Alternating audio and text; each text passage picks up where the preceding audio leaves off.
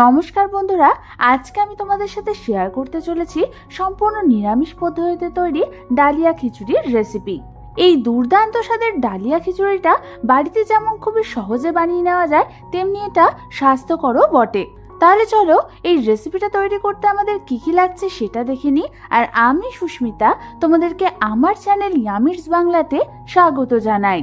এই রান্নাটার জন্য প্রথমেই আমি এখানে গ্যাস জ্বালিয়ে একটা কড়াই বসিয়ে দিলাম।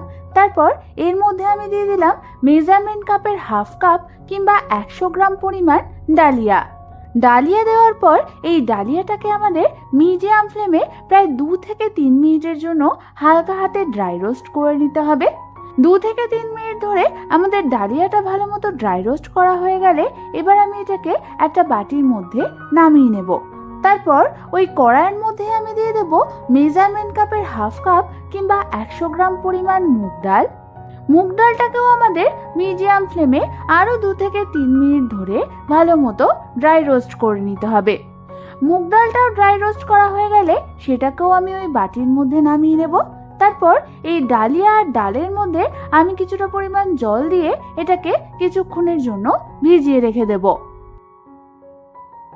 ততক্ষণে আমি অন্যদিকে ওই কড়াইয়ের মধ্যে দিয়ে দিলাম প্রায় 2 টেবিল চামচ পরিমাণ সর্ষের তেল। তেলটা গরম হলে আমি ওর মধ্যে ফোড়নের জন্য দেব 2খানা তেজপাতা, 1টা শুকনো লঙ্কা, 2খানা লবঙ্গ, 2খানা এলাচ, 1খানা দারচিনি আর হাফ চামচ পরিমাণ জিরে। এবার ফোড়নটাকে প্রথমে আমাদের হালকা হাতে একটু নাড়াচাড়া করে নিতে হবে। তারপরে আমি এই ডালিয়াতে দেওয়ার জন্য কিছু সবজি কেটে নিয়েছি। সেগুলো হলো একটা মিডিয়াম সাইজের ডুমো ডুমো করে কাটা আলু, 1খানা ডুমো ডুমো করে কাটা টমেটো, হাফ কাপ পরিমাণ মটরশুঁটি, 1খানা ছোট সাইজের ডুমো ডুমো করে কাটা গাজর, 3 থেকে 4টে ছোট ছোট করে কাটা বিনস আর 2খানা চেরা কাঁচা লঙ্কা। এবার আমি প্রথমে ওই তেলের মধ্যে টমেটো আর কাঁচা লঙ্কা বাদে বাকি সমস্ত সবজিগুলোকে দিয়ে দেব। সবজিগুলো দেওয়ার পর আমাদের এটাকে মিডিয়াম ফ্লেমে প্রায় 2 থেকে 3 মিনিটের জন্য হালকা হাতে নাড়াচাড়া করতে করতে ভেজে নিতে হবে।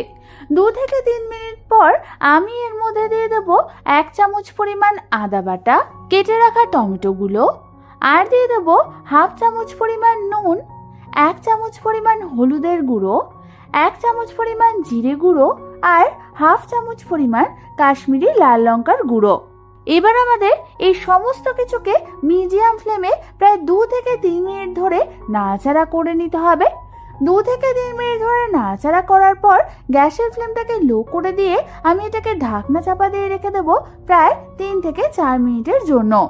3 থেকে 4 মিনিট পর ঢাকনা খুলে তোমরা দেখবে তোমাদের সবজিগুলো হালকা নরম হয়ে এসছে। ঠিক এই সময় ভিজিয়ে রাখা ডালিয়া আর ডালটাকে ভালো মতো জল ছেঁকে আমি এর মধ্যে দিয়ে দেব।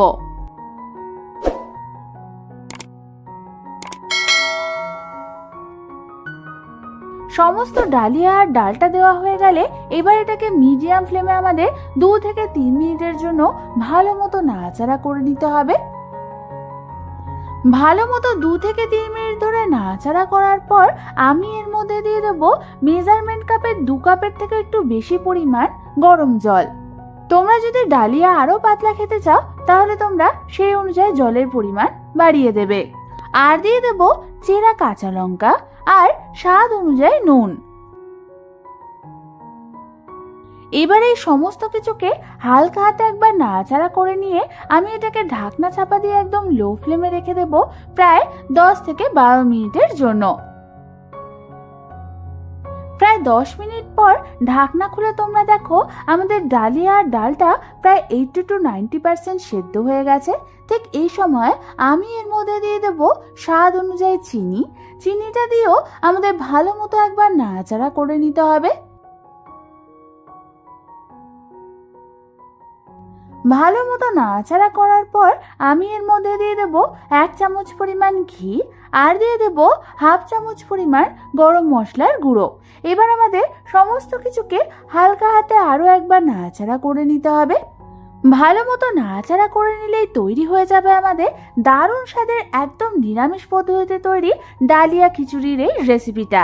এবার শুধু গরম গরম সার্ভ করার অপেক্ষা। তাহলে আর দেরি না করে যে কোনো একদিন এটা বানিয়ে ফেলো। তোমরা কিন্তু যে কোনো উপোসের দিনেও এটা বানিয়ে ইজিলি খেতে পারবে। তাহলে আর দেরি না করে এই রেসিপিটা ঝটপট ট্রাই করে দেখো। আর রেসিপিটা ভালো লেগে থাকলে একটা লাইক করে দিও, আর আমার চ্যানেলটাকে অবশ্যই সাবস্ক্রাইব করে নাও। আজ তাহলে এই পর্যন্তই, আমি আবার চলে আসবো তোমাদের কাছে নতুন কোনো রেসিপি নিয়ে।